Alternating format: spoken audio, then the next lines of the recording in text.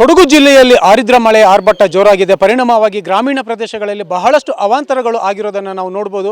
ವಿಶೇಷವಾಗಿ ಮಡಿಕೇರಿ ತಾಲೂಕಿನ ಕಕ್ಕಬ್ಬೆ, ನಾಪೋಕ್ಲು, ಬೊಳಿಬಾಣೆ, ಹೊದವಾಡ, ಹೊದ್ದೂರು ಈ ಪ್ರದೇಶಗಳಲ್ಲಿ ಬಹಳಷ್ಟು ಕಡೆ ಪ್ರವಾಹ ಬಂದಿದೆ. ಹಾಗೆಯೇ ಪೊನ್ನಂಪೇಟೆ ತಾಲೂಕಿನ ನಾಲ್ಕೇರಿ, ಟಿಶೆಟ್ಟಿಗೇರಿ, ಶ್ರೀಮಂಗಲ ಈ ಪ್ರದೇಶದಲ್ಲೂ ಕೂಡ ಬಹಳಷ್ಟು ಪ್ರವಾಹ ಬಂದು ತಗ್ಗು ಪ್ರದೇಶಗಳಿಗೆ ನೀರು ನುಗ್ಗಿದೆ. ಇನ್ನು ನಾವು ಈ ಬೊಳಿಬಾಣೆ ಅಂದರೆ ಮಡಿಕೇರಿ ತಾಲೂಕಿನ ನಾಪೋಕ್ಲು, ಮೂರ್ನಾಡು ಎರಡು ಗ್ರಾಮಗಳ ಮಧ್ಯೆ ಸಂಪರ್ಕ ಕಲ್ಪಿಸುವ ಪ್ರಮುಖ ರಸ್ತೆ, ಆ ರಸ್ತೆ ಈಗ ಸಂಪೂರ್ಣವಾಗಿ ಜಲಾವೃತ ಆಗಿರುವುದನ್ನು ನಾವು ನೋಡಬಹುದು.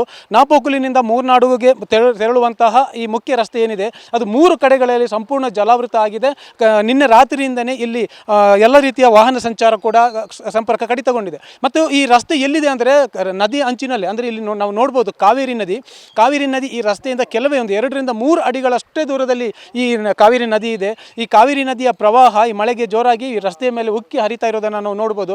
ಇನ್ನು ಇಲ್ಲಿ ಕೆಲವು ಮಣ್ಣಿನ ಚೀಲಗಳನ್ನು ಹಾಕಿ ನಮ್ಮ PWD ಇಲಾಖೆ ಒಂದು ಏನು ಕೆಲಸ ಮಾಡಿದೆ ಅನ್ನೋದು ಕೂಡ ನೋಡ್ಬೋದು. ಅಂದರೆ ಇಲ್ಲಿ ವಾಸ್ತವವಾಗಿ ಇಂತಹ ಪ್ರವಾಹ ಬಂದಾಗ ಇಲ್ಲಿ ಮರಳಿನ ಚೀಲ ಅಥವಾ ಬ್ಯಾರಿಕೇಡ್ಗಳನ್ನು ಹಾಕಿ ಇಲ್ಲಿ ಚಲಿಸುವಂತಹ ವಾಹನಗಳಿಗೆ ಅಥವಾ ನಾಗರಿಕರಿಗೆ ಒಂದು ಸೂಚನೆಯನ್ನು ಕೊಡಬೇಕಾಗತ್ತೆ. ಆದರೆ ಇಲ್ಲಿ ಮಣ್ಣಿನ ಚೀಲವನ್ನು ಹಾಕಿ ಇಲ್ಲಿ ಬರುವಂತಹ ಯಾರು ಓಡಾಡ್ತಾರೆ ಜನರು ಅವರಿಗೆ ಒಂದು ಎಚ್ಚರಿಕೆಯನ್ನು ಕೊಟ್ಟಿರೋದನ್ನು ನೋಡ್ಬೋದು.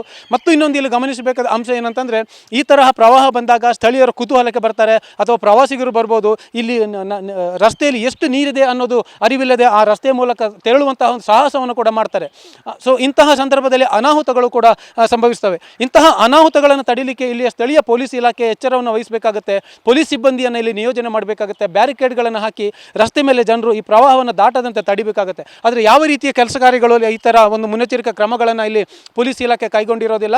ಹಾಗಾಗಿ ಸಹಜವಾಗಿ ಇಲ್ಲಿಯ ಸ್ಥಳೀಯ ಗ್ರಾಮಸ್ಥರು ಕೂಡ ಪೊಲೀಸ್ ಇಲಾಖೆ ವಿರುದ್ಧ ಒಂದು ಆಕ್ರೋಶವನ್ನು ವ್ಯಕ್ತಪಡಿಸಿರೋದನ್ನು ನಾವು ನೋಡ್ಬೋದು. ಇನ್ನು ಈ ಗ್ರಾಮ ಒಂದು ಬ್ಲಾಕ್ ಆಗಿರೋದ್ರಿಂದ ಈ ನಾಪೋಕ್ಲು ಮತ್ತು ಮೂರ್ನಾಡು ಮಧ್ಯೆ ರಸ್ತೆ ಸಂಪರ್ಕ ಕಡಿತ ಆಗಿರೋದ್ರಿಂದ ಈ 2 ಗ್ರಾಮಗಳ ಜನರು ಸುತ್ತಿ ಬಳಸಿ ತಮ್ಮ ಕೆಲಸ ಕಾರ್ಯಗಳಿಗೆ ತೆರಳುವಂಥ ಒಂದು ಅನಿವಾರ್ಯತೆ ಬಂದಿದೆ. ಈಗ ಮಳೆ ಕಡಿಮೆ ಆಗಿದ್ರೂ ಕೂಡ ಇಲ್ಲಿ ಅಷ್ಟು ಬೇಗ ಪ್ರವಾಹ ಇಳಿಯೋದಿಲ್ಲ. ಮಳೆ ಕಡಿಮೆ ಆಗಿದ್ರೂ ಕೂಡ ಬಹುಶಃ ಸಂಜೆವರೆಗೆ ಇದೇ ಥರ ನೀರಿರುತ್ತೆ. ಹಾಗಾಗಿ ಪ್ರತಿ ವರ್ಷ ಈ ಗ್ರಾಮದ ಜನರು ಈ ಥರ ಒಂದು ಮಳೆ ಬಂದಾಗ ಪ್ರವಾಹದಲ್ಲಿ ಸಿಲುಕಿ ಈ ಥರ ಒಂದು ಸಂಕಷ್ಟವನ್ನು ಅನುಭವಿಸುವ ಪರಿಸ್ಥಿತಿ ಬಂದಿದೆ. ಕ್ಯಾಮರಾಮನ್ ನವೀನ್ ಜೊತೆ ಗೋಪಾಲ್ ಸುಮಯ್ಯ, TV9 ಕೊಡಗು.